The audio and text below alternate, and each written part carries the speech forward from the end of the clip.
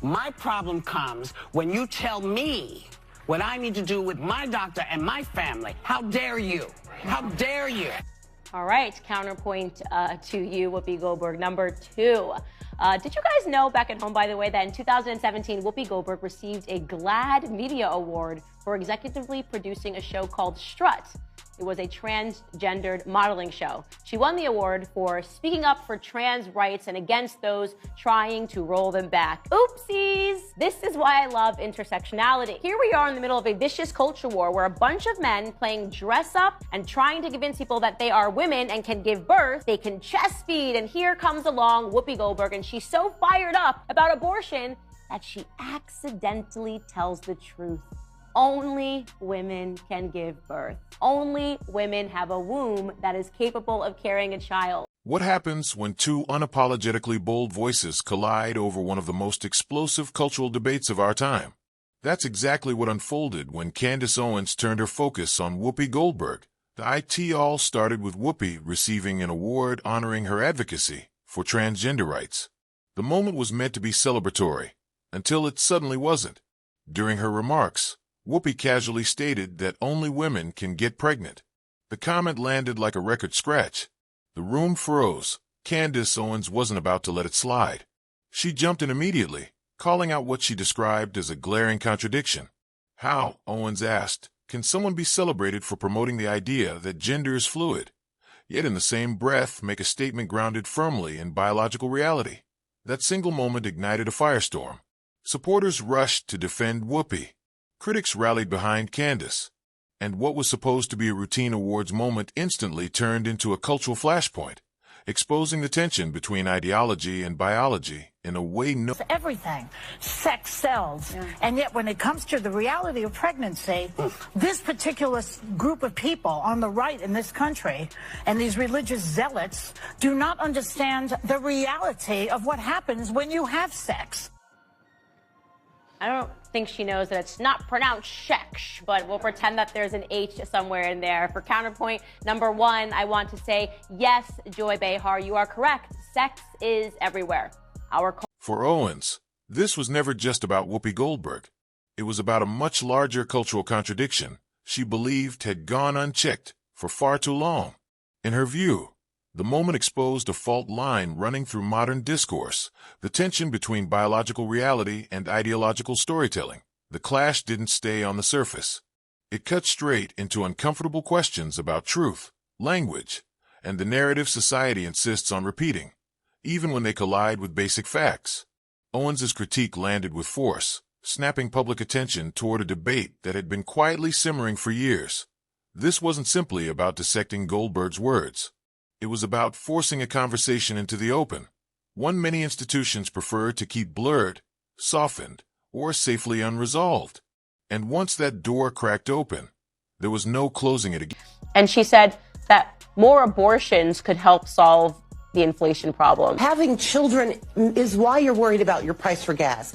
It's why you're concerned about how much food costs. For women, this is not a reductive issue. You can't divorce being forced to carry an unwanted pregnancy from the economic realities of having a child. I don't know what to say, guys. I know you're concerned about the gas prices. I know you're a little concerned about what's happening at the grocery store and that you're spending $100 for a little slice of steak. But have you ever thought that it's actually your fault because you had children? Actually, the problem is that you're alive. The problem is that you're breathing. It's not that the government totally messed up and their policies have been After Whoopi Goldberg's comment that only women can get pregnant sent shockwaves through the room, Candace Owens seized the moment to spotlight what she described as a glaring contradiction in today's gender debates. The timing made it impossible to ignore.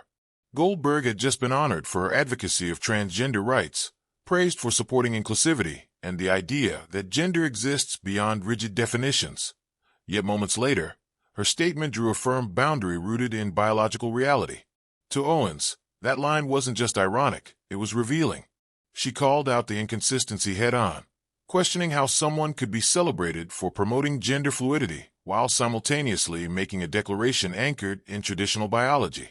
In Owens's view, the two positions couldn't comfortably coexist. and the tension between them exposed a deeper confusion, driving the broader cultural We have an increasingly sick culture here in America.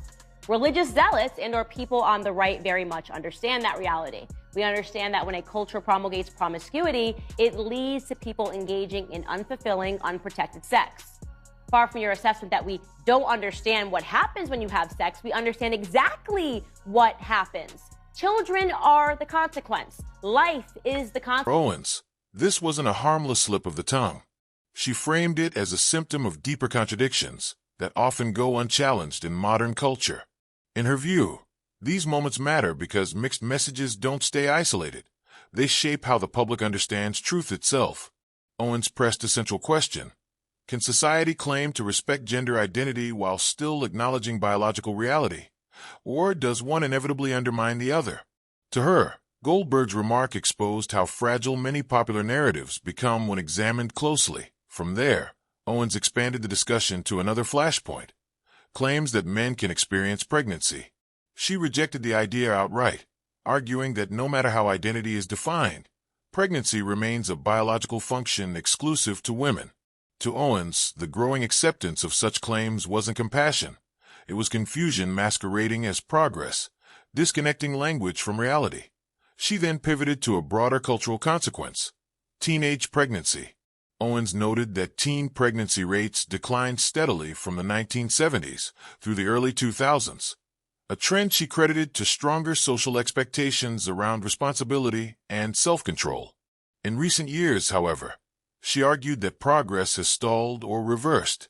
Owens linked this shift to changing cultural attitudes that downplay consequences and dismiss traditional values. Her question cut to the core of her critique. How did society move from discouraging risky behavior to normalizing it, while acting surprised when young people are left unprepared for the reality? To me, that it's the atheist zealots, the ones who have normalized sex-laden aspirin commercials, that don't quite understand what happens when you have unprotected sex.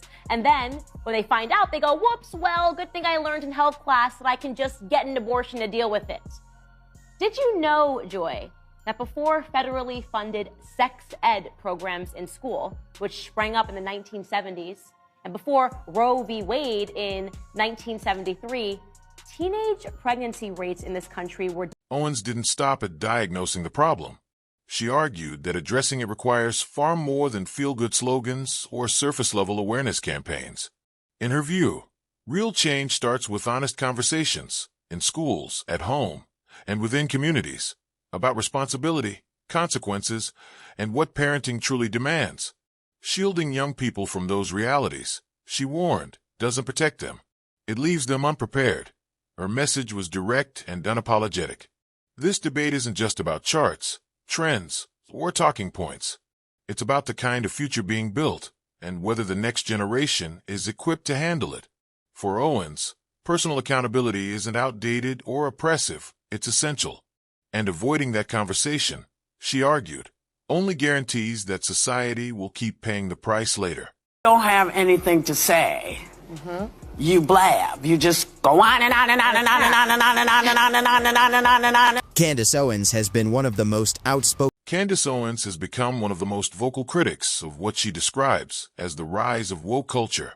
In her view, the movement is less about genuine progress and more about redefining basic truths to fit emotional narratives. Owens argues that woke ideology elevates feelings over facts, gradually eroding traditional values, shared moral standards, and cultural heritage. She believes this shift weakens social cohesion by dismissing long-standing principles that once provided clarity and stability. According to Owens, many woke ideas openly conflict with biological reality and everyday common sense. She points to the push for fluid gender identities and extreme individualism as examples of concepts that, rather than fostering true inclusivity, create confusion and contradiction. In her critique, Owens maintains that a society cannot function effectively when objective reality is treated as optional and long-established norms are rewritten to avoid discussion. Years. Maybe what we on the right understand is that there is such a thing as sexually transmitted insanity. the normalization of non-committal sex, which is pervasive in our culture and in our schools, and it serves. Owens made clear that her argument was not about diminishing anyone's identity, but about acknowledging what she sees as unchangeable biological truths. She criticized what she described as playing dress-up, arguing that widespread acceptance of these ideas undermines both scientific reality and the unique role women play in childbirth. In her view, redefining biological boundaries doesn't expand understanding. It erases distinctions that matter. But Owens didn't limit her concern to biology alone. She warned of broader cultural consequences, asking what happens when a society begins rewriting basic truths to align with passing trends. According to her, this shift doesn't just affect individual identity. It reshapes how people understand roles, responsibilities, and even reality itself. When objective facts become negotiable, she argued, confusion replaces clarity at every level of culture. Her comments sparked controversy, but Owens remained firm. She insisted that challenging these ideas is essential to preserving cultural values and protecting the integrity of science.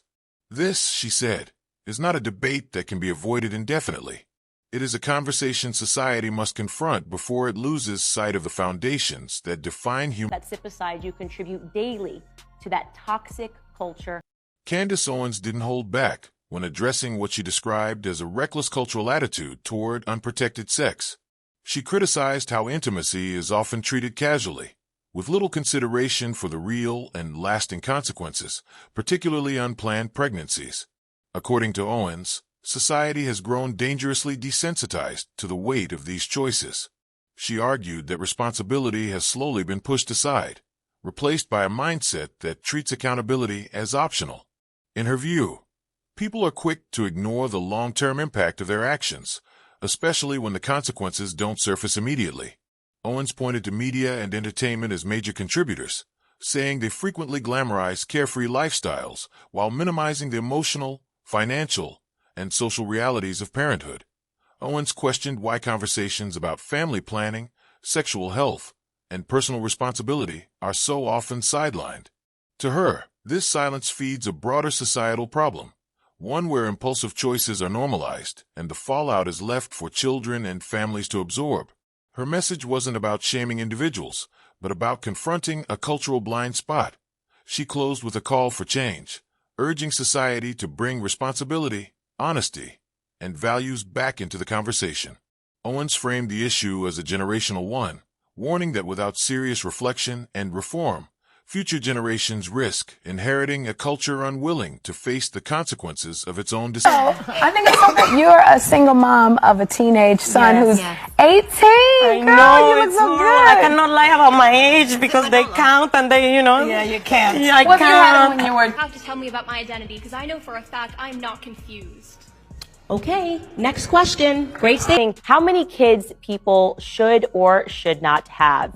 And here is the clip. We're talking about the same thing weirdly, how fucking crazy it is to raise so many kids, because we were all asking each other how many kids we want, and I was like 10, and they were like, dude, are you crazy? Yes. And I'm you know what? And you're selfish, because not a single one of those kids is going to feel loved enough than the other. Oh, dude, yes, they would. Nope. Maybe Four not in your is house. the max where, no. I got too much You love to cannot give. nope. You can't give equal love to 10 kids. There's no shot. That's pretty pessimistic.